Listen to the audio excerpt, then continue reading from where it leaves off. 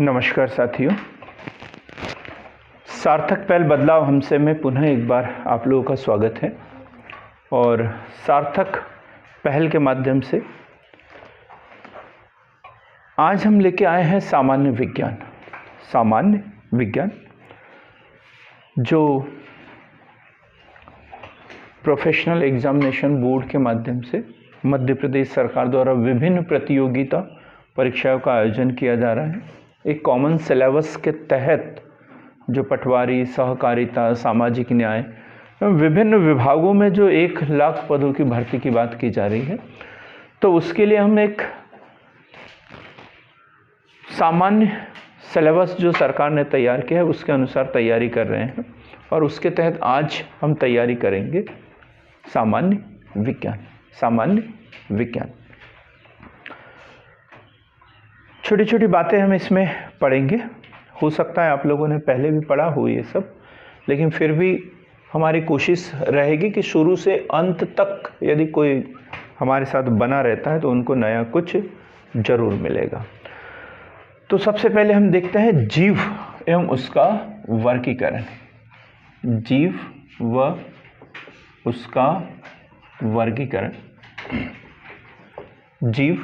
उसका वर्गीकरण, organism and there classification. जीव, सीधा सा क्वेश्चन है, जीव विज्ञान किसे कहते हैं? जीव विज्ञान किसे कहते हैं? आगे बैठो, थोड़ा सा दरवाजा बंद कर दो। जीव विज्ञान किसे कहते हैं? हिमलता बताएं, जीव विज्ञान किसे कहते हैं? जीवों का अध्ययन करने वाला। हाँ, आप बताओ।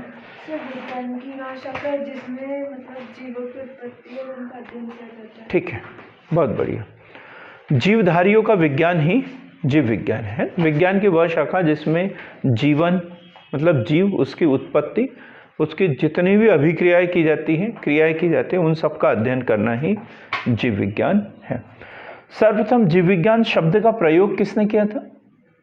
सरल सा क्वेश्चन है। सर्वप्रथम जीव विज्ञान शब्द का प्रयोग किसने किया था? देखो, मैं जो बोलूंगा ना वो आपको लिखते भी चलना है, ऐसे नहीं कि मेरे इधर देखते ही रहेंगे। तो जीव विज्ञान शब्द का सर्वप्रथम प्रयोग, ऑनलाइन वाला बताएं, किसी को पता हो तो। अरस्तु ने किया था? नहीं जी। तो जीव विज्ञान, बायोलॉजी शब्द की जो उत्पत्ति होती है वो बायोस और लॉगस 2 शब्दों से हुई है। और इस शब्द का सर्वप्रथम प्रयोग जो है वो लैमार्क। जीव विज्ञान शब्द का सर्वप्रथम प्रयोग लैमार्क। कहाँ के जीव विज्ञानी थे ये? फ्रांस के। लैमार्क कहाँ के? फ्रांस के।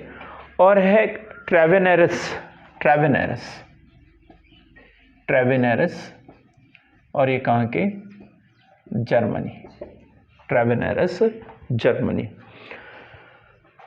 वैसे जीव विज्ञान का जो जनक है, बायोलॉजी का जो जनक है, बायोलॉजी बोले या जूलॉजी बोले, इसका जनक किसे कहा जाता है? अरस्तु को। इसका जनक जो है अरस्तु को कहा जाता है। जीव विज्ञान का जनक अरस्तु को कहा जाता है। तो जंतु विज्ञान, फादर ऑफ जूलॉजी का जनक जो है, जंतु विज्ञान का जनक, जंतु विज्ञान का जनक अरस्तु। जंतु, यदि जीव की बात करें तो मुख्य रूप से 2 वर्ग हैं जीवों के। मुख्य रूप से 2 वर्ग हैं जीवन के, है ना? कौन कौन सा? जंतु और पादप। तो इस आधार पर 2 विज्ञान बन गए जीवों का अध्ययन करने वाले, जूलॉजी और बॉटनी। जूलॉजी मतलब जीवों का अध्ययन करता है। सजीव तो दोनों हैं, सजीव को 2 भागों में बांटा गया है हमने, जीव और प्लांटी, पौधे, है। तो जंतु विज्ञान का जनक कौन? अरस्तु। और बॉटनी का लिखेंगे इसको भी। तो वनस्पति विज्ञान का जनक, फादर ऑफ बॉटनी, वो है थियोफ्रेस्टस। वनस्पति विज्ञान का जनक, वनस्पति विज्ञान का जनक थियोफ्रेस्टस। भारतीय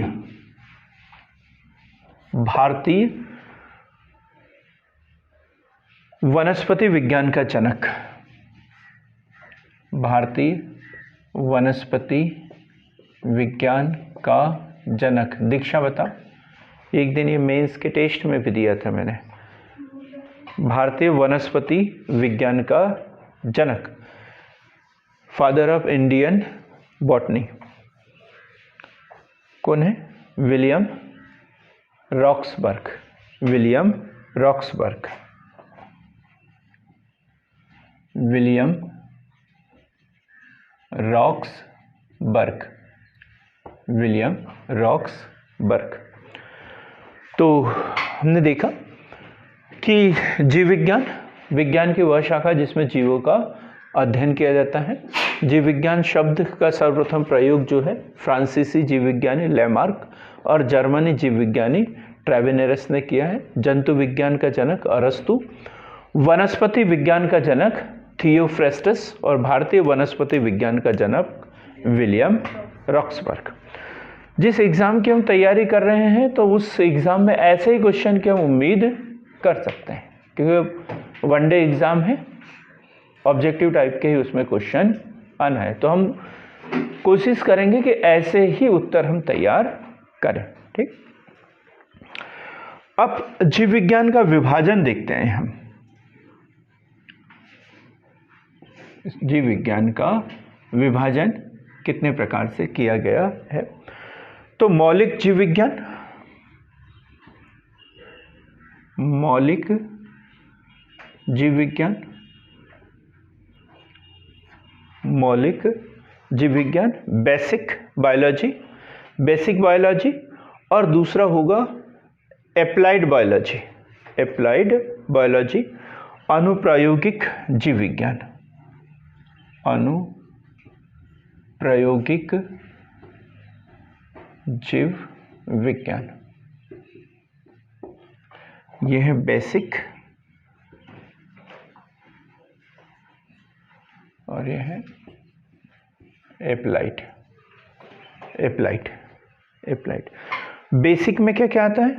बेसिक में क्वेश्चन बन सकता है निम्नलिखित में से कौन सा बेसिक का घटक है, कौन सा एप्लाइड का है। तो बेसिक में यदि देखें तो बॉटनी, जूलॉजी, वनस्पति विज्ञान, जंतु विज्ञान या प्राणी विज्ञान और सूक्ष्म जीव विज्ञान, सूक्ष्म जीव विज्ञान, सूक्ष्म जीव विज्ञान। और वही एप्लाइड बायोलॉजी में क्या आएगा? एग्रीकल्चर, कृषि विज्ञान, मेडिकल साइंस, चिकित्सा विज्ञान, पशु चिकित्सा विज्ञान और औषधि विज्ञान, औषधि विज्ञान। क्लियर हो गया? मौलिक जीव विज्ञान में क्या? वनस्पति, जंतु और सूक्ष्म जीव, बेसिक बायोलॉजी में। और एप्लाइड बायोलॉजी में क्या क्या पढ़ा अपन ने? कृषि विज्ञान, चिकित्सा विज्ञान, पशु चिकित्सा एवं औषधि विज्ञान, औषधि विज्ञान। अभी हमें दो चीज़ें पढ़ना है। जीव विज्ञान की उपशाखाएं, बड़ा क्वेश्चन बनता है इससे संबंधित, हर बुक में मिल जाता है, लेकिन कोई कठिन कुछ भी नहीं है इसमें, रटने वाला है। और एक पढ़ना है हमें कोशिका विज्ञान की महत्वपूर्ण खोज, कोशिका विज्ञान की महत्वपूर्ण खोज। दो चीजें हम देखेंगे। तो सबसे पहले देखते हैं जीव विज्ञान की प्रमुख शाखाएं और उसके जनक। जीव विज्ञान की महत्वपूर्ण शाखाएं व जनक। अक्सर इसमें से क्वेश्चन उठाया जाता है, अक्सर इसमें से क्वेश्चन एग्जाम के लिए उठाया जाता है। जैसे हमने बायोलॉजी देख लिया, जीव विज्ञान, इसके जनक कौन? अरस्तु। वनस्पति शास्त्र हमने देख लिया, बॉटनी, इसके जनक थियोफ्रेस्टस। जीवाश्मिकी, जीवाश्मिकी, जीवाश्मिकी एक शाखा है, जीवाश्मिकी, इसके जनक कौन? जीवाश्मिकी। पैलियोंटोलॉजी, जीवाश्मिकी, हाँ सही बोला आपने, क्या? Leonardo da Vinci, Leonardo da Vinci. आनुवांशिकी, जेनेटिक्स, आनुवांशिकी, ये भी सबको पता होगा, जेनेटिक्स, आनुवांशिकी, कौन है? ग्रेगर जॉन मेंडल, मेंडल, ठीक है, ग्रेगर जॉन मेंडल, आनुवांशिकी, ठीक है। आधुनिक आनुवांशिकी, मॉडर्न आधुनिक आनुवांशिकी, आधुनिक आनुवांशिकी, आधुनिक आनुवांशिकी, कौन है इसके जनक? टी.एच. मॉर्गन, मॉडर्न जेनेटिक्स के जनक टी.एच. Morgan, TH. मॉर्गन, ठीक, बहुत बढ़िया। प्रतिरक्षा विज्ञान, इम्यूनोलॉजी, प्रतिरक्षा विज्ञान, इम्यूनोलॉजी, ये तो दीक्षा को पता होगा। कल आपने बोला था कि मेरा तो प्लेन बायोसाइंस रहा है करके, दीक्षा बताइए।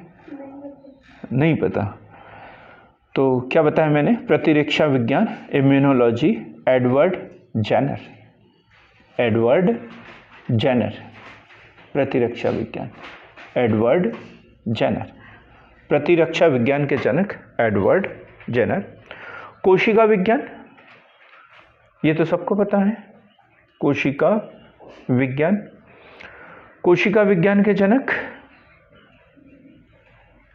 Robert Hooke, Robert Hooke.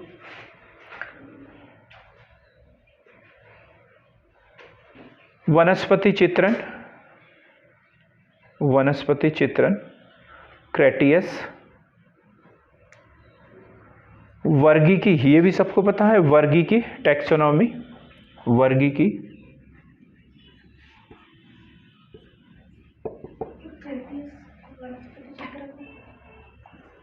वनस्पति चित्रण का क्रेटियस है ना। और अभी क्या बोला? टैक्सोनॉमी, वर्गीकी। आप बताओ प्रियंका। हाँ, नहीं, आप मैथ से पढ़ते हैं क्या? तो फिर तो आपको बहुत ज़रूरत है इसकी, है ना। तो आप लोगों में से कोई पांचों में से बता सकता है क्या? ये बड़ा सरल सा क्वेश्चन है, लेकिन लीनियस, लीनियस, लीनियस, वर्गीकी के जनक लीनियस, वर्गीकी के जनक लीनियस। इसके बाद देखेंगे हम चिकित्सा शास्त्र, मेडिसिन, चिकित्सा शास्त्र, मेडिसिन के जनक। ये तो पता होगा, ऑनलाइन वाले बताएं जरा। नंदनी मैडम आप बताइए, वर्गी के। हिप्पोक्रेट्स, हिप्पोक्रेट्स, ठीक, बहुत शानदार, हिप्पोक्रेट्स, हिप्पोक्रेट्स।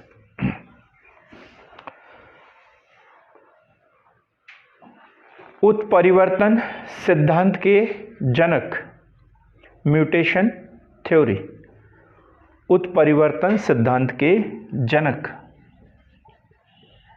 उत्परिवर्तन सिद्धांत के जनक, उत्परिवर्तन सिद्धांत के जनक कौन है?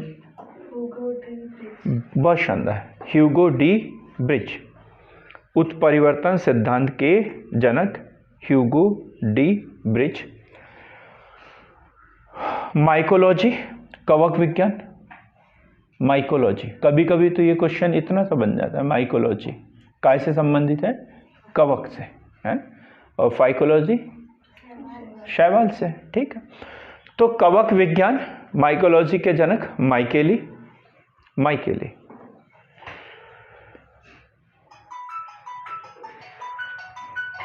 जीवाणु विज्ञान, ये क्वेश्चन भी बना है एग्जाम में। जीवाणु विज्ञान, बैक्टीरियोलॉजी, जीवाणु विज्ञान। बैक्टीरियोलॉजी, जीवाणु विज्ञान के जनक ल्यूवेनहॉक। ल्यूवेनहॉक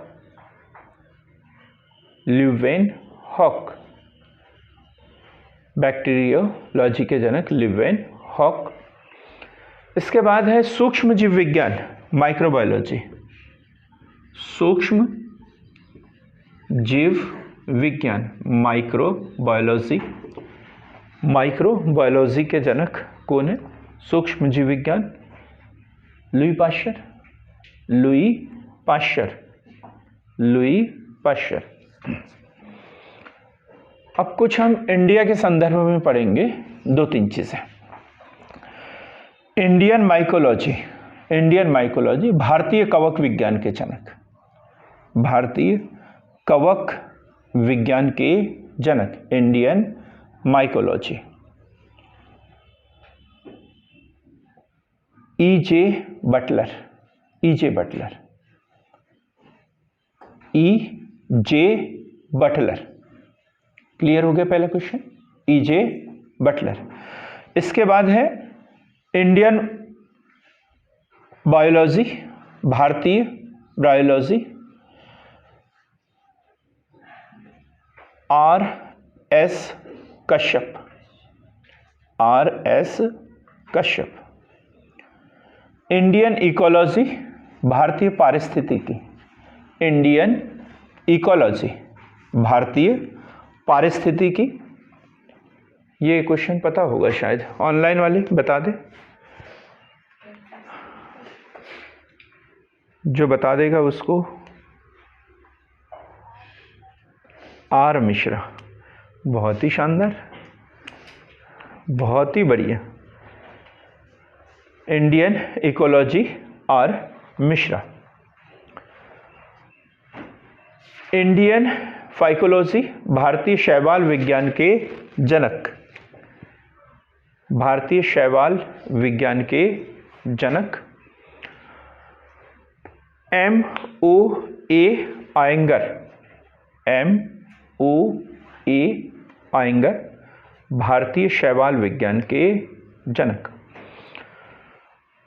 लास्ट क्वेश्चन, इसमें लास्ट डाटा हम पढ़ेंगे। आधुनिक भ्रूण विज्ञान, मॉडर्न एम्ब्रोयोलॉजी, आधुनिक भ्रूण विज्ञान, मॉडर्न एम्ब्रोयोलॉजी।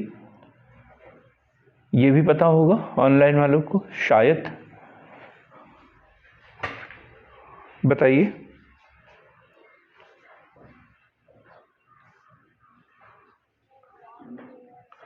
वॉन बेयर है, नहीं है, 100% है। वॉन बेयर, वॉन बेयर, ठीक है। अब 10 सेकंड के अंदर इसे एक बार, जो हमने पढ़ा है इसको एक बार रिवीजन करेंगे, फिर आगे हम देखते हैं अगली कड़ी। जो लिखा आपने अभी उसे एक बार रिवीजन कर लेंगे। अब हम पढ़ेंगे जीव विज्ञान की उपशाखाएं, कुछ 10 एक उपशाखाएं पढ़ लेते हैं जिससे संबंधित क्वेश्चन बनता है। हम अब ये देखेंगे कि किस शाखा में किस चीज़ का अध्ययन किया जाता है। अक्सर ये क्वेश्चन बनता है, जीव विज्ञान की उपशाखाएं, जीव विज्ञान की उपशाखाएं, सब डिविजन्स ऑफ बायोलॉजी। मुझे पूरा यकीन है कि आप लोगों ने पढ़ लिया होगा, अभी जो हमने 8-10 पॉइंट पढ़े थे पढ़ लिया होगा। बिल्कुल भी ज़रूरी नहीं है कि जितना मैं बोलूँ उतना लिखना ही है, इसमें वो चीज़ हम नोट करने की कोशिश करेंगे जिसको हमने कभी पहले नहीं पढ़ा है या पहले पढ़ा है फिर भी याद नहीं हुआ है, बार बार पढ़ा है उसके बावजूद याद नहीं हुआ है। एक बार उसे लिख के देखो, याद हो जाएगा। ठीक। ऑर्निथोलॉजी, सबसे पहला क्या बताया मैंने? ऑर्निथोलॉजी। ऑर्निथोलॉजी, ऑर्निथोलॉजी क्या है ये? ऑर्निथोलॉजी पक्षी विज्ञान की शाखा। ऑर्निथोलॉजी पक्षी विज्ञान की शाखा। इकोलॉजी, इकोलॉजी दूसरा है इकोलॉजी।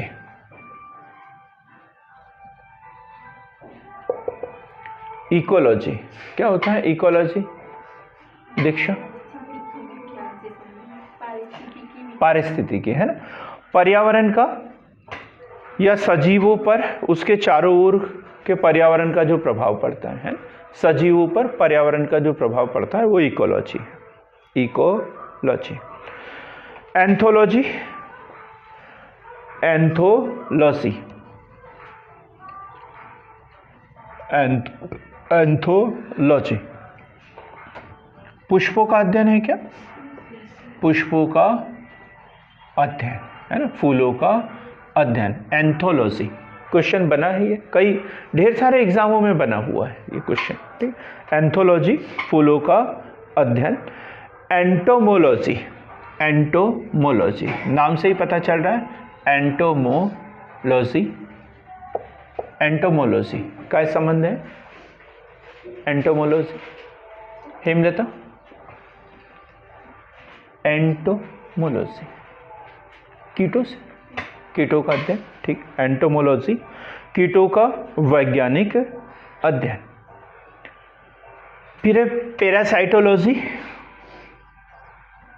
पैरासाइटोलॉजी ये भी नाम से ही पता चल रहा है, पैरासाइटोलॉजी। पैरासाइटोलॉजी परजीवी जीवों का अध्ययन। पैरासाइटोलॉजी परजीवी जीवों का अध्ययन। पैरासाइटोलॉजी परजीवी जीवों का अध्ययन। माइकोलॉजी मेलेकोलॉजी है, मेलेकोलॉजी।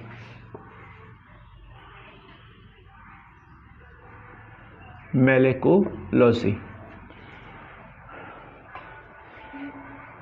मोलस्का, मोलस्का मतलब वो जो समुद्री जीव होते हैं, घोंगा वगैरह है, मोती वगैरह जिसके अंदर बनते हैं उसकी बात कर रहे हैं। मेलेकोलॉजी मोलस्का एवं इसके खोलों का अध्ययन। मोलस्का एवं इसके खोलों का अध्ययन। फिर है जेनेटिक्स, जेनेटिक्स, जेनेटिक्स, जेनेटिक्स ये तो सरल है एकदम, ऑनलाइन वाले बताएं जरा। जेनेटिक्स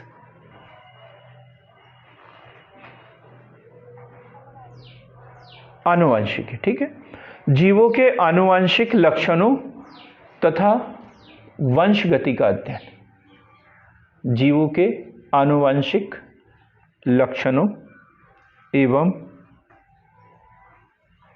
वंशगति का अध्ययन। डेमोग्राफी सबको पता होगा, डेमोग्राफी क्या है? डेमोग्राफी, डेमोग्राफी जनसांख्यिकी है ना, जनसांख्यिकी मानव जनसंख्या में उनके आंकड़े एकत्रित करना, डेमोग्राफी। वायरोलॉजी ये भी पता है, जरूरी नहीं है, पहले बताया पूरा लिखना जरूरी नहीं है, जब नाम से ही पता चल रहा है वायरोलॉजी मतलब वायरस का अध्ययन है ना। इस प्रकार एथनोलॉजी, एथनोलॉजी इसे लिखेंगे एथनोलॉजी, एथनोलॉजी। एथनोलॉजी क्या है? एथनोलॉजी विभिन्न संस्कृतियों के वैज्ञानिक विवरणों का तुलनात्मक अध्ययन। विभिन्न संस्कृतियों के वैज्ञानिक विवरणों का तुलनात्मक अध्ययन, एथनोलॉजी। एक है एथनोग्राफी, एथनोग्राफी देखो थोड़ा सा अंतर हो गया, एथनोलॉजी अलग है और एथनोग्राफी अलग है। एथनोलॉजी क्या है? विभिन्न संस्कृतियों का तुलनात्मक अध्ययन, ठीक है। और एथनोग्राफी क्या है? किसी एक संस्कृति का विशिष्ट अध्ययन, किसी भी एक संस्कृति का विशिष्ट अध्ययन। तुलना करना है तो एथनोलॉजी, और एक संस्कृति का विशिष्ट अध्ययन करना है तो एथनोग्राफी। एथिक्स, एथिक्स सबको पता है एथिक्स क्या है, ठीक, बताने की जरूरत नहीं है। नैतिक आचार कर्तव्यों का मनोवैज्ञानिक अध्ययन। पैलियोबॉटनी, पैलियोबॉटनी ये भी सरल है, पैलियोबॉटनी। दीक्षा कुछ छूट गया क्या? हाँ, तो अगला लिखो पैलियोबॉटनी। पादप जीवाश्मों का अध्ययन, पादप जीवाश्मों का अध्ययन, पादप जीवाश्मों का अध्ययन। पैडोलॉजी, पैडोलॉजी ज्योग्राफी का शब्द है ये, पैडोलॉजी। अब बताएं प्रिया, प्रिया एंड प्रिया। सर भूमि से रिलेटेड, भूमि से संबंधित है ना, ठीक है, बहुत ही शानदार, मान लिया आपकी बात हमने। पैडोलॉजी मृदा निर्माण एवं उसके प्रकारों का वैज्ञानिक अध्ययन, मृदा निर्माण एवं उसके प्रकारों का वैज्ञानिक अध्ययन। कार्डियोलॉजी ये तो पता है दीक्षा, हृदय विज्ञान है ना, कार्डियोलॉजी, कार्डियोलॉजी हृदय विज्ञान। ओरोलॉजी, ओरोलॉजी प्रिया, ओरोलॉजी ये भी ज्योग्राफी का शब्द है। ओरोलॉजी पर्वतों का अध्ययन, ओरोलॉजी, ओरोलॉजी पर्वतों का अध्ययन। हेमलता आप भी बोला करो कुछ, पता चल गया ओरोलॉजी क्या है?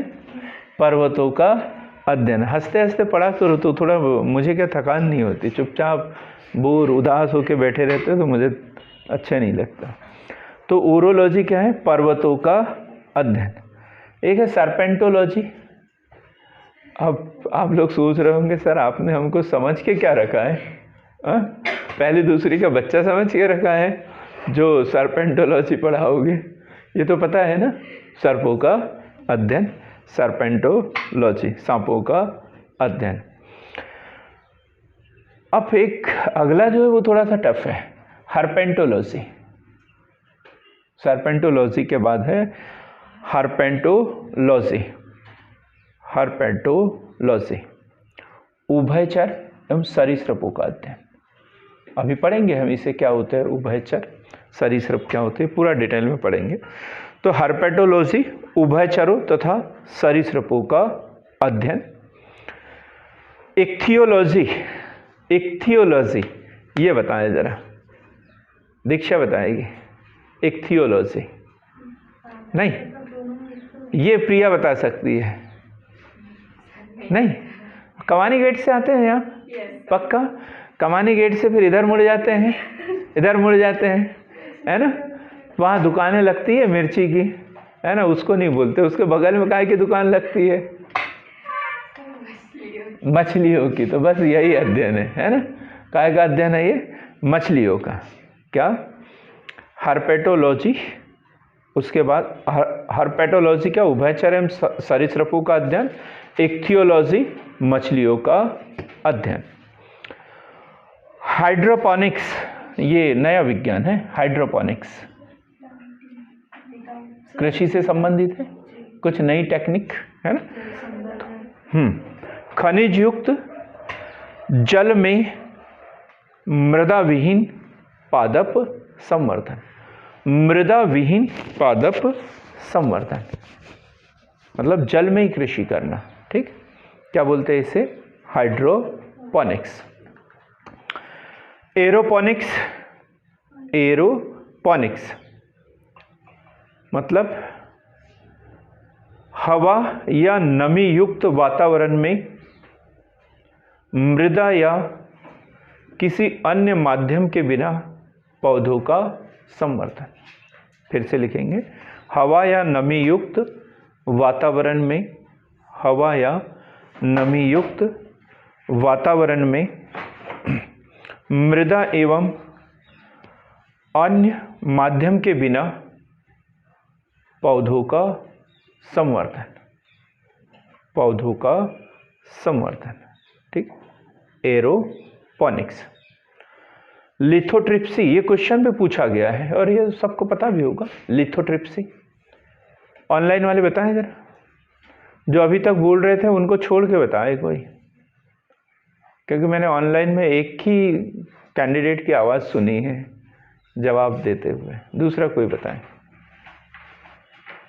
लिथोट्रिप्सी, हाँ, एक ऑपरेशन होता है ना लेजर से, है पथरी वगैरह जो स्टोन होता है। सर ये वो लिथोट्रिप्सी वाला है क्या?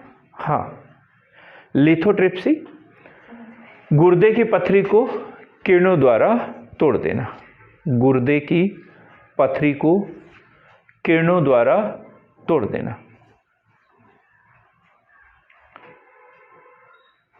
न्यूरोलॉजी, ये भी पता है? न्यूरोलॉजी, तंत्रिका तंत्र। यूरोलॉजी, यूरोलॉजी ये भी पता है आप लोगों को। जेरेंटोलॉजी, हाँ, यूरोलॉजी जनन अंग एवं यूरिन तंत्र से संबंधित रोगों का अध्ययन, यूरोलॉजी, ठीक। और न्यूरोलॉजी तंत्रिका तंत्र से संबंधित, ठीक। जेरेंटोलॉजी, जेरेंटोलॉजी बुढ़ापे से, मुझे ज़रूरत है अभी, है ना, आप क्या बोलना चाह रहे हो मैं समझ गया हूँ। तो जेरेंटोलॉजी वृद्धावस्था एवं काल प्रभावन से संबंधित विज्ञान।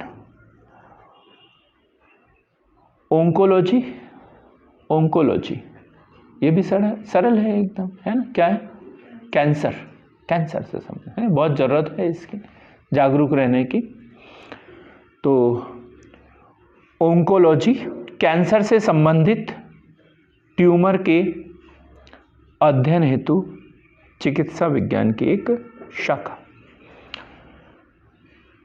तो काफ़ी कुछ हमने इसमें पढ़ने की कोशिश की है, जो विज्ञान के विभिन्न शाखा हैं, जो बायोलॉजी का सब डिवीज़न है, वो हमने पढ़ने की कोशिश की है। अब हम पढ़ेंगे ऑर्गेनिज्म, जीव, जीव और उसके विभिन्न जो घटक वगैरह होते हैं वो। सरल सरल अवधारणा आज हम पढ़ेंगे, उसके बाद में जो टफ लेवल की है वो इसके बाद में शुरू करेंगे, ठीक है। तो सबसे पहले पढ़ते हैं जीव, ऑर्गेनिज्म।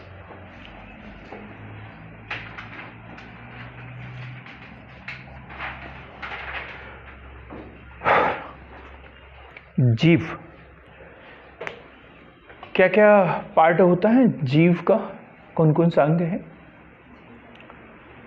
तो नंबर 1 जीव द्रव्य, बड़ा सरल सी अवधारणा हम पढ़ रहे हैं, बाकी एक एक चीज को फिर हम कल पढ़ेंगे, ठीक। जीव द्रव्य, प्रोटोप्लाज्म, प्रोटोप्लाज्म जीव द्रव्य। हक्सले का नाम आता है, एक हमारे पास में लिखा है हक्सले। क्या बोला है इसने? हक्सले ने जीव द्रव्य को जीवन का भौतिक आधार, जीवन का भौतिक आधार क्या है? जीव द्रव्य। हम इसमें ऑक्सीजन लिख सकते, ऑप्शन में दिया रहेगा ऑक्सीजन दिया रहेगा, इसमें कोशिका दिया रहेगा तो गड़बड़ हो जाएगा। जब हक्सले का नाम दिया रहे तो फिर क्या? जीव द्रव्य। तो हक्सले ने इसे जीवन का भौतिक आधार माना है। क्या होता है जीव द्रव्य में? जीव द्रव्य का सबसे महत्वपूर्ण घटक क्या होता है? दीक्षा, काय से बना होता है जीव द्रव्य? हाँ, सामान्य सी बात, जल है। इसका 90% जो है वो जल से बना होता है, 90% जल, 7% प्रोटीन, 2% कार्बोहाइड्रेट, 2% कार्बोहाइड्रेट। ये सबसे महत्वपूर्ण घटक जीवन का, और ये नहीं है तो जीवन भी नहीं है, चाहे वो प्लांटी हो या फिर जीव हो। ठीक। अब दूसरा इसका महत्वपूर्ण घटक होती है कोशिकीय संरचना। कोशिकीय संरचना, कोशिकीय संरचना होती है, सेलुलर स्ट्रक्चर होगा किसी भी जीव का, कोशिकीय संरचना होगी, एक कोशीय होगा, बहुकोशिकीय होगा, है ना। कोशिकाओं से ऊतक बनेंगे, ऊतक से अंग बनेंगे, अंग से अंग तंत्र बनेंगे, और इस आधार पर जीवन की जो जटिलता है वो बढ़ते चली जाती है, जीवन की जटिलता बढ़ते ही चली जाती है।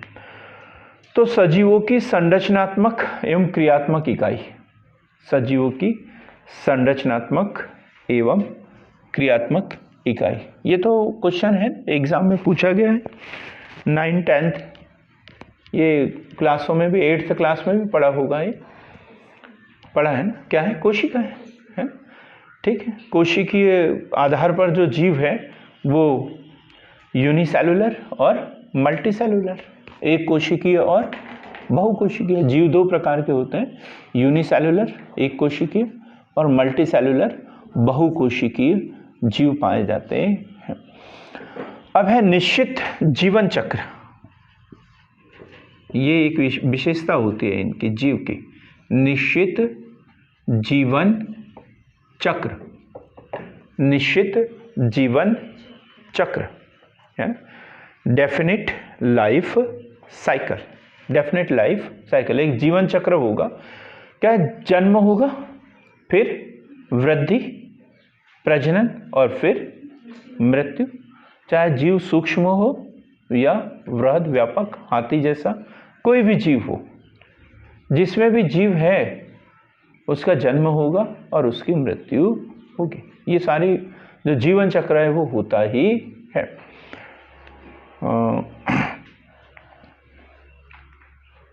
क्या क्या जीवन चक्र में कौन कौन सी अवस्थाएं? सबसे पहले जन्म है, उसके बाद वृद्धि, फिर प्रजनन, और प्रजनन के बाद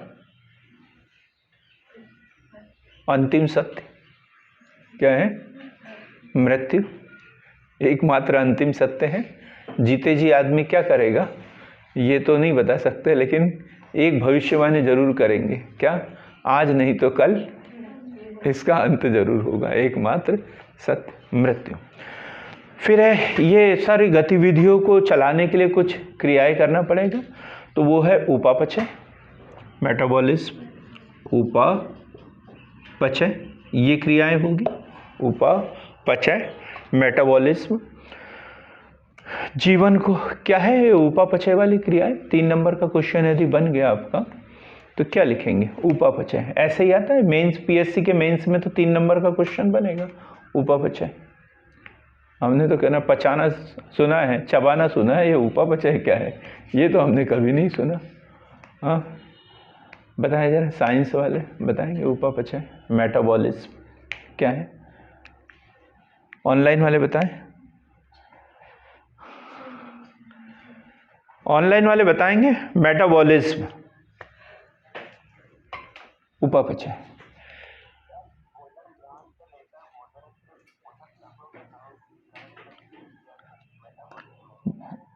बहुत बढ़िया सर, बहुत बढ़िया यार। सर ऐसे ही बोला करो जरा, मुझे लगेगा कि मेरा भी कोई है करके पढ़ने वाला है ना। बहुत बढ़िया, मेरे को लगता है कि पहली बार कोई आपने जवाब दिया है, बहुत अच्छा जवाब एकदम, उपापचय है। जीवन को पूर्ण करने के लिए जितने भी जैव रासायनिक अभिक्रियाएं करते हैं, खाना खाना, फिर उसे पचाना, स्वांगीकरण, ये सारी अपन डिटेल में पढ़ेंगे उसको, वो सारी अभिक्रियाएं हैं वो सब काय के अंतर्गत आती हैं? मेटाबॉलिज्म में, है ना। लिखेंगे इसे अच्छे से लिखेंगे। तो जीवन को पूर्ण करने के लिए सजीवों में, जीवन को पूर्ण करने के लिए सजीवों में होने वाली सभी जैव रासायनिक क्रियाओं को सम्मिलित रूप से उपापचयी क्रियाएं कहते हैं। और इसको हम मुख्य रूप से दो भागों में बांट लेते हैं। कितने भागों में? दो। एक है उपचयन और दूसरा है अपचयन। उपचयन और अपचयन। उपचयन और अपचयन। उपचयन एनाबॉलिज्म और उपचयन क्या बताया? एनाबॉलिज्म। और अपचयन कैटाबॉलिज्म।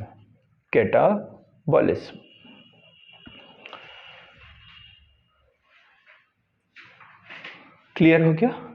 उपापचयी क्रिया। उपचयन क्या है? एनाबॉलिज्म, मतलब इन क्रियाओं के द्वारा सजीवों के सरल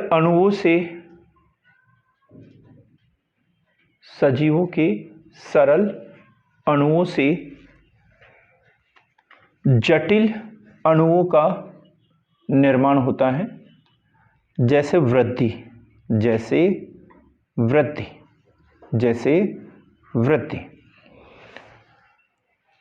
इसके बाद है अपचयन कैटाबॉलिज्म। तो इसका उल्टा होगा, है ना? हाँ, सरल अणुओं में टूटना। ठीक, लिखेंगे इन क्रियाओं के द्वारा सजीवों के शरीर में जटिल अणु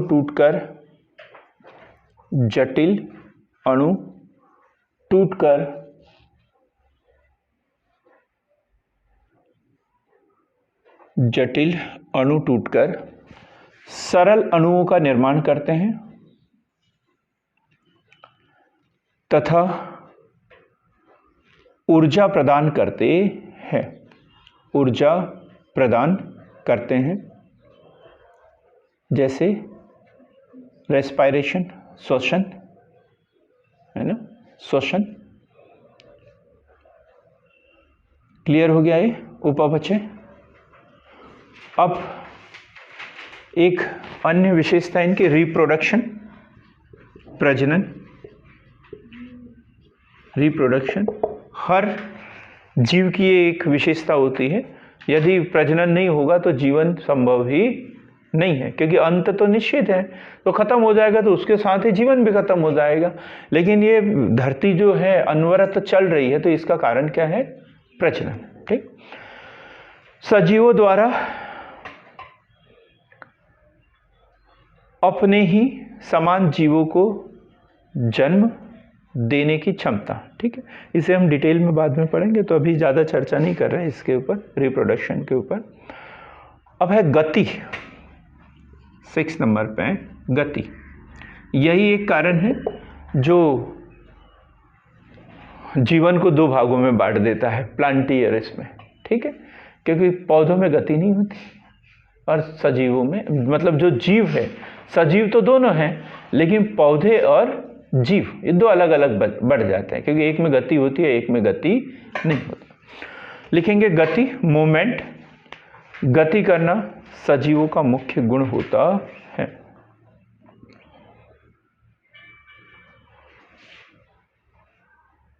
फिर है अनुक्रियता।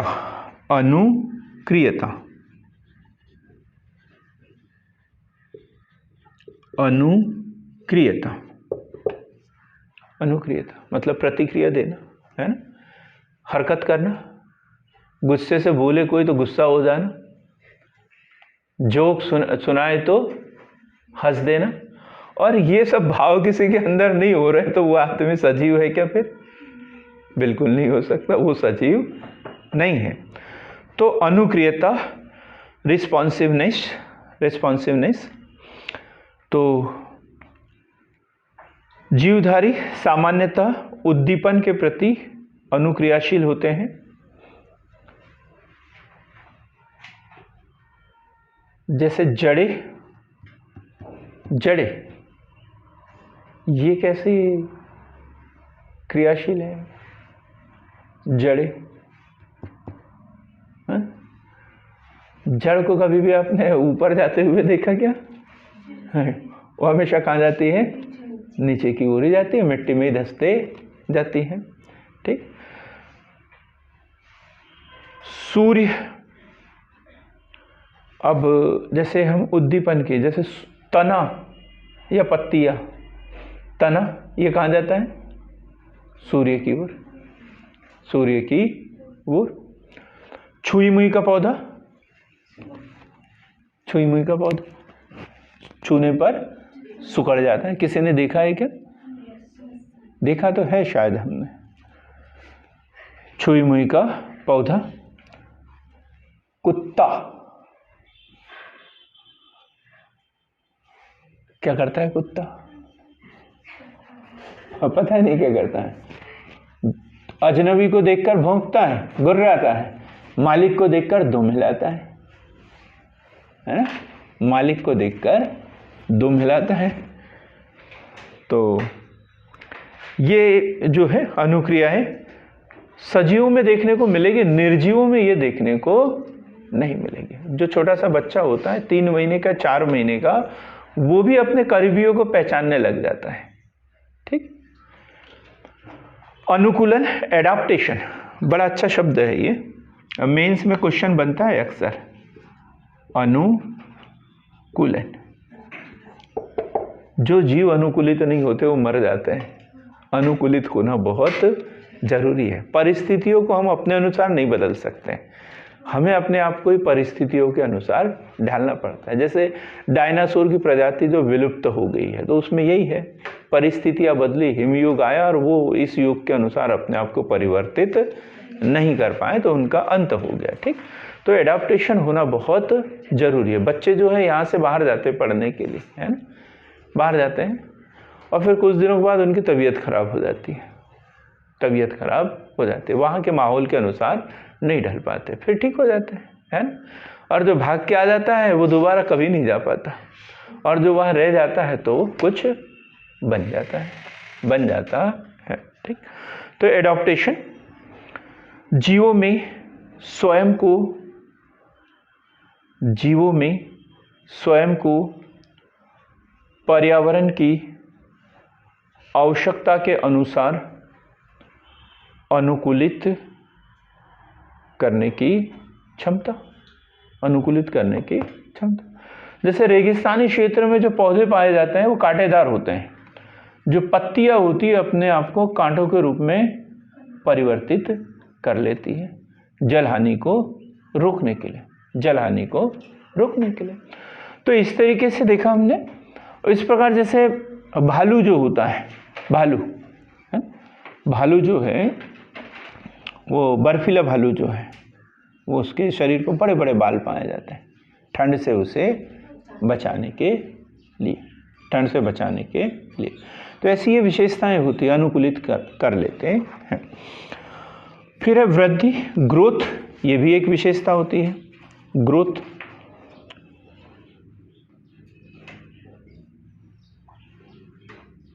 जीवन का प्रारंभ तो एक कोशिका से होता है, फिर धीरे धीरे उसमें वृद्धि होते जाती है और विशालकाय जीव बन जाता है।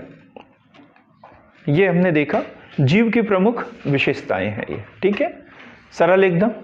विकल्प में बन सकता है कौन सा संभव जीवन में संभव नहीं है, कौन सा निर्जीवों में संभव नहीं है, तो ये सारी बातें इसमें आएगी। गति का देख लेना, नहीं तो पता चला कि पौधों में भी गति होती है, पौधों में जीवन होता है, ये किसने बताया था? पौधों में जीवन होता है, ये किसने बताया था? भारत की है जेसी बोस, है ना। क्या बोला था इन्होंने? एक केमिकल लाया था, वो जहर था। क्या था वो? जहर था, और पौधों के ऊपर डाल दिया। बोले पौधे इससे खत्म हो जाएंगे, है ना। बोले इससे तो खत्म नहीं हुए पौधे। बोले मैं पी लेता हूँ, मैं भी खत्म नहीं होगा, क्योंकि जो जहर पौधों पे असर नहीं कर सकता वो मेरे पे भी असर नहीं कर सकता। मतलब जहर है तो मेरे ऊपर असर करेगा, तो पौधों पे भी असर करेगा, सभी जीवों पर वो असर करेगा, तो जहर है, नहीं तो फिर वो जहर नहीं है। और इस माध्यम से उन्होंने बताया कि पौधों में भी जीवन होता है। अब हम बात कर रहे हैं पौधों और जंतुओं में अंतर क्या है। सरल सा क्वेश्चन है एकदम, लेकिन फिर भी हम देखने की कोशिश कर लेते हैं। पौधे और जंतु, जीवन की तो बात कर ली हमने, लेकिन उसमें कुछ बेसिक अंतर यदि देखें तो पौधे और जंतु, मूल अंतर बताइए, कोई भी बता दो, आप लोगों से ही पूछ लेता हूं मैं, क्या अंतर होता है पौधे और जंतु में। हाँ, गति है ना, श्वसन की प्रक्रिया में अंतर, और प्रकाश संश्लेषण। हाँ, और सबसे पहला जो है अंतर है वो है वृद्धि। वृद्धि क्या है? वृद्धि। मुझे देख लो, जब 22 साल का था तब भी इतना ही बड़ा था, 42 साल का हो गया तो भी उतना ही बड़ा हूँ, 62 साल तक यदि आप लोगों की शुभकामनाओं से यदि रह गया तो भी मैं इतना ही बड़ा रहूँगा, इससे बड़ा हो जाऊँगा, नहीं तो मेरे को दूसरा घर बनाना पड़ेगा फिर, है ना, 25 फीट ऊंचा सीधा। तो वृद्धि के समझ में आ गया ना क्या बोला मैंने, कि जो पौधों में वृद्धि जीवन भर तक होते रहती है, लेकिन जीव जंतुओं में वृद्धि एक निश्चित अवधि तक ही होती है। पहला अंतर एकदम क्लियर, वृद्धि। तो पौधे जीवन के अंत तक वृद्धि करते हैं, उनको काट देते हैं फिर बढ़ जाता है, फिर काट देते हैं फिर बढ़ जाता है, ठीक है। यदि ज़्यादा बड़ा करना है तो उसको थोड़ा थोड़ा काटते जाओ तो और ज़्यादा बढ़ते जाता है। लेकिन मनुष्य का एक हाथ काट दो, सोचो कि 6 महीने बाद तो दूसरा आ जाएगा, लेकिन ऐसा कभी होता है क्या? नहीं। तो पौधे जीवन के अंत तक वृद्धि करते हैं और जंतुओं में वृद्धि एक निश्चित आयु तक ही होती है। फिर है सेल वॉल, कोशिका भित्ति। कोशिका भित्ति, शेल वॉल, कोशिका भित्ति, ये पढ़ा होगा आप लोगों को, पता ही होगा, है ना, कोशिका भित्ति। पौधों में कोशिका भित्ति पाई जाती है। बाहरी आवरण जो होता है उसको जो हार्डनेस जो प्रदान करता है वो कोशिका भित्ति काय की बनी होती है, वो भी सेलुलोज की बनी होती है। अक्सर एग्जाम में पूछा गया है, सेलुलोज की बनी होती है। और जंतुओं का जो बाहरी आवरण होता है वो क्या होता है? जंतुओं का जो बाहरी आवरण होता है सेल मेम्ब्रेन, है ना, कोशिका झिल्ली, कोशिका झिल्ली। कुल मिला के जंतुओं में कोशिका भित्ति नहीं पाई जाती, कोशिका भित्ति नहीं पाई जाती है। और इनका जो बाहरी आवरण होता है वो सेल मेम्ब्रेन, कोशिका झिल्ली। फिर अंतर देखें हम पोषण का, पोषण अंतर का आधार तीसरा यदि देखें तो पोषण, इसमें पाई जाती और इसमें नहीं पाई जाती, नहीं पाई जाती। ये जीवन भर वृद्धि करते हैं और ये निश्चित कालखंड तक वृद्धि करते हैं। अब पोषण की बात कर रहे हैं, पोषण है, न्यूट्रिशन जो लेते हैं ये, तो इसमें तो बड़ा ज़्यादा है पौधों का पोषण। सूर्य प्रकाश की उपस्थिति में अपना भोजन स्वयं बनाते हैं, अर्थात ये कैसे होते हैं? स्वपोषी होते हैं, ऑटोट्रॉफिक, स्वपोषी, ऑटोट्रॉफिक होते हैं, स्वपोषी होते हैं। लेकिन कुछ पौधे हैं ऐसे जैसे कवक वगैरह हैं, ये अपना भोजन स्वयं नहीं बनाते हैं, ठीक। तो कवक व कुछ परजीवी पौधे जैसे अमरबेल वगैरह है ना, ये अपना भोजन स्वयं नहीं बनाते हैं, ये अपना भोजन स्वयं नहीं बनाते हैं। लेकिन पौधे क्या होते हैं? ये पूर्ण रूप से परपोषी है, पका सकते हैं, खाना पकाते हैं, ये बनाते नहीं है। दीक्षा सोच रहे हो कि मैं तो हर दिन ही बनाती हूँ खाना, क्या? पौधे बना के देते हैं, है ना, पौधे बना के देते हैं ना। फिर एक बात बताओ मुझे, ये अपने यहाँ पौधे लगे, आपने कितनी बार पानी डाला इनको?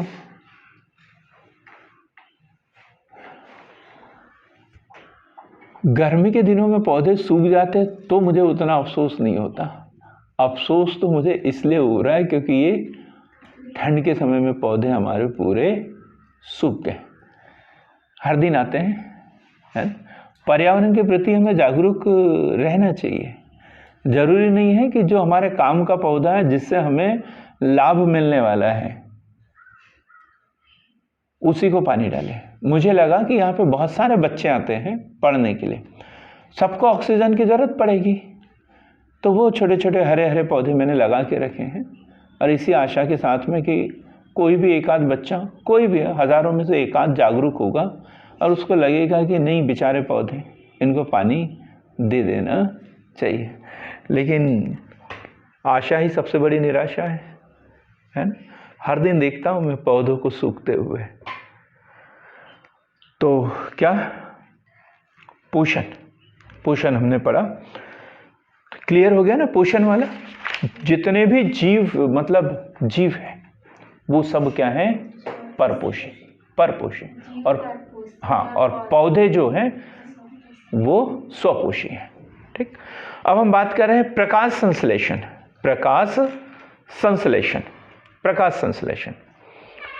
तो हरे पौधे प्रकाश संश्लेषण की क्रिया करते हैं, और किस किस चीज़ की उपस्थिति होती है प्रकाश संश्लेषण की क्रिया में, ये सबको पता है ना? क्या क्या चाहिए प्रकाश संश्लेषण के लिए? सूर्य प्रकाश, जल और कार्बन डाइऑक्साइड CO2, H2O, और एक चीज़ है क्लोरोफिल। क्लोरोफिल, पौधे हरे होना चाहिए, पौधे क्या होना चाहिए, हरे होना चाहिए। तो क्लोरोफिल, और बनाते क्या है इसमें, ग्लूकोज। क्या बनता है, ग्लूकोज, जो उनका भोजन होता है वो बनता है प्रकाश संश्लेषण की क्रिया में।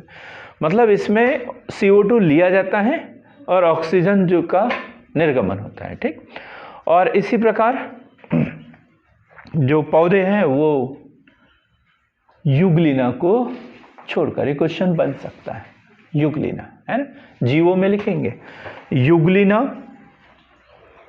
को छोड़कर सभी जीव जो हैं वो प्रकाश संश्लेषण नहीं करते हैं। युग्लिना एक जीव है जो प्रकाश संश्लेषण की क्रिया कर सकता है। क्लियर हो गई ये बात पे? ठीक, कुछ पौधे भी हमने पढ़ा जो प्रकाश संश्लेषण नहीं करते, जैसे कवक हमने पढ़ा था, अमरविल बताया था मैंने। ठीक, फिर है रसधानी। रसधानी अगला अंतर का जो आधार है, ये हमने प्रकाश संश्लेषण पढ़ा। प्रकाश संश्लेषण, इसमें क्या, कवक एक ऑप्शन था, को छोड़कर सभी पौधे, सभी पौधे। और इसमें क्या है, युग्लिना, युग्लिना को छोड़कर कोई भी जीव नहीं कर सकता है ना। इसमें सभी कर सकते हैं कवक को छोड़कर, और इसमें सिर्फ युग्लिना कर सकता है, बाकी कोई जीव नहीं करता है। फिर है रसधानी। रसधानी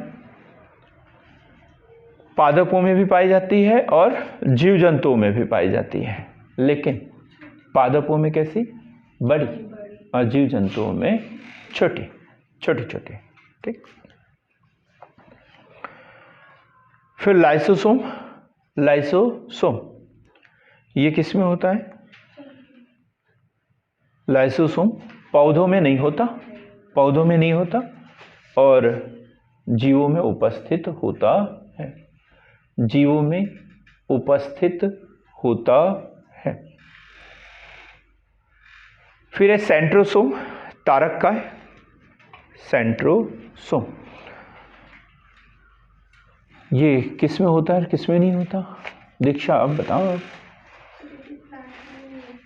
हाँ, ये भी पादपों में नहीं होता।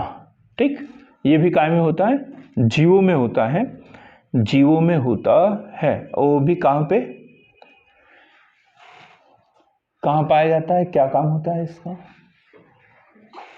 केंद्रक के पास होता है। ये कोशिका विभाजन में सहायक होता है, केंद्रक के पास होता है कोशिका विभाजन में सहायक होता है। कोशिका विभाजन में सहायक होता है। जब हम कोशिका और उसके प्रमुख घटक पढ़ेंगे, जंतु कोशिका, पादप कोशिका, तो एक एक चीज़ हम डिटेल में पढ़ेंगे। अभी हम सिर्फ ऊपरी जानकारी देख रहे हैं कि दोनों में प्रमुख अंतर कौन कौन सा है। ठीक, अब हम देखते हैं जैविक समुदाय का वर्गीकरण। जैविक समुदाय का वर्गीकरण कौन कौन से वर्ग में विभक्त किया हुआ है। कौन कौन से वर्ग में विभक्त किया है। क्लासिफिकेशन ऑफ लिविंग ऑर्गेनिज्म, जैविक समुदाय का वर्गीकरण।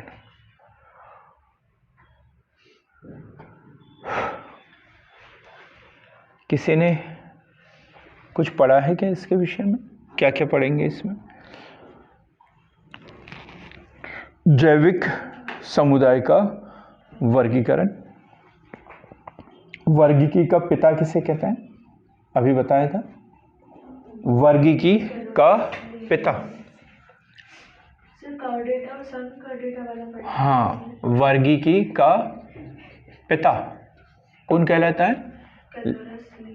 Linnaeus, father of taxonomy, father of taxonomy Linnaeus, Carolus Linnaeus. इन्होंने सबसे पहले जीवों को दो भागों में बांटा था। क्या? जंतु और पादप। जंतु और पादप। सर्वप्रथम जीवों को दो भागों में बांटा था, एनिमल किंगडम और प्लांट किंगडम। जंतु जगत और पादप जगत। इसी के आधार पर द्विनाम पद्धति विकसित की गई। द्विनाम पद्धति विकसित की गई। द्विनाम पद्धति, द्विनाम पद्धति विकसित की गई। द्विनाम पद्धति। द्विनाम पद्धति जो पहला पार्ट है इसका काय के लिए? वंश, वंश और दूसरा जाति, स्पीसीज। स्पीसीज, पहला वंश और दूसरा जाति। जैसे मनुष्य का वैज्ञानिक नाम क्या है? Homo sapiens. तो होमो क्या है? वंश, और सैपियंस क्या है? हमारी जाति। सैपियंस क्या है? जाति। एक नाम मिलता है R.H. विटेकर। R.H. विटेकर। इसका वर्गीकरण इसी को हमें पढ़ना होता है। कितने भागों में बांटा इन्होंने? 5 भागों में। R.H. विटेकर। आधुनिक जीव विज्ञान में सर्वाधिक मान्यता प्राप्त 5 वर्गों में विभाजन किया। तो सबसे पहला है मोनेरा, मोनेरा। दूसरा प्रोटिस्टा, मोनेरा प्रोटिस्टा। इसके बाद fungi, fungi. Plantae, fungi, Plantae. और लास्ट में देखेंगे एनिमेलिया, एनिमेलिया, एनिमेलिया। 2-2, 3-3 बातें हम इसके विषय में पढ़ेंगे, क्या क्या इसकी विशेषता होती है। ये क्वेश्चन हमने कभी टेस्ट में दिया था, मेंस में, है ना? तो शायद नहीं पता था किसी को।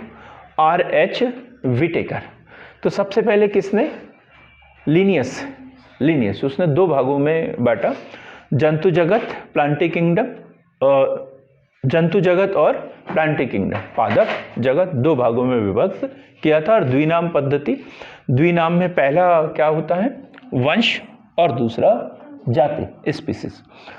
और फिर इसके बाद में R.H. विटेकर, आधुनिक जीव विज्ञान में सर्वाधिक मान्यता प्राप्त इनका वर्गीकरण। मोनेरा, मोनेरा क्या है? मोनेरा कौन से जीवों का समूह है? तो एक कोशीय, एक कोशीय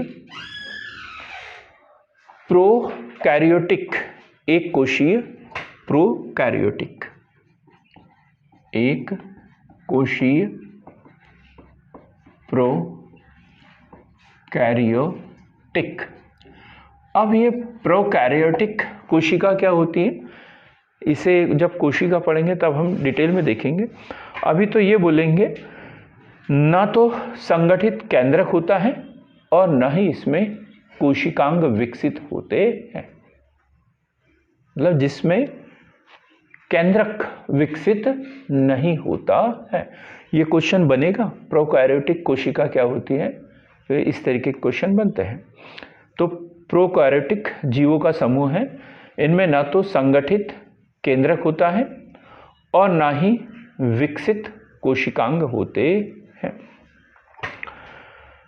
स्वपोषी और विषमपोषी दोनों हो सकते हैं। स्वपोषी और विषमपोषी दोनों हो सकते हैं। स्वपोषी विषमपोषी ये तो पता ही होगा। स्वपोषी मतलब जो अपना भोजन स्वयं बनाते हैं, जैसे जीवाणु, नीली हरी शैवाल, साइनोबैक्टीरिया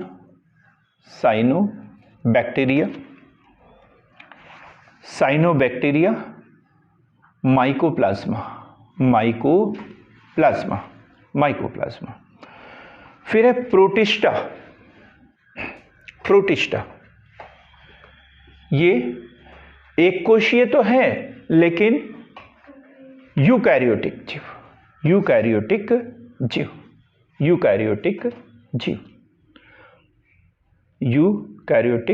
जीव। यूकैरियोटिक मतलब ऐसी कोशिका जिसमें सुदृढ़ या विकसित केंद्रक पाया जाता है। तो ये एक कोशिकीय यूकैरियोटिक जीव है। ये भी स्वपोषी विषमपोषी दोनों तरह के हो सकते हैं। जैसे एक कोशिकीय शैवाल, डाइटम, और प्रोटोजोआ में क्या क्या आता है, अमीबा, पैरामीशियम, ये सब। ठीक,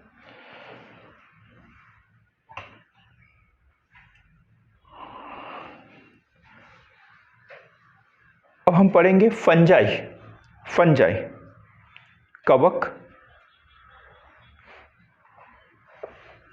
अभी हमने एक बात बताई थी कवक के विषय में, इसमें प्रकाश संश्लेषण की क्रिया नहीं होती, तो ये विषमपोषी के अंतर्गत ही आएगा, सीधा सा ये विषमपोषी होगा। तो ये विषमपोषी यूकैरियोटिक जीव है, विषमपोषी यूकैरियोटिक जीव है, मतलब इसमें केंद्रक होता है, विकसित होता है। ठीक, यूकैरियोटिक जीव है। ये पोषण के लिए सड़े गले कार्बनिक पदार्थों पर निर्भर रहते हैं।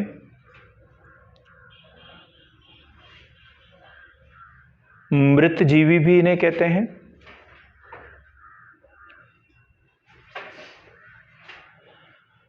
काइटिन, ये क्वेश्चन याद रखना, एग्जाम में पूछ सकते हैं। काइटिन नामक जटिल शर्करा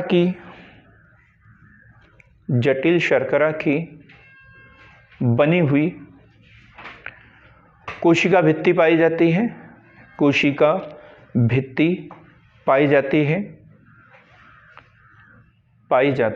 है। यीस्ट मशरूम इसी के उदाहरण है। इसके बाद देखेंगे प्लांटी। अब पौधों की बात कर रहे हैं, पौधे भी हो सकते हैं इसमें, पेड़ भी हो सकते हैं। सूक्ष्म नहीं है ये, सूक्ष्म ये नीचे वाले हो गए तीनों। ठीक, अब प्लांटी की बात कर रहे हैं, तो कोशिका भित्ति वाले बहुकोशिकीय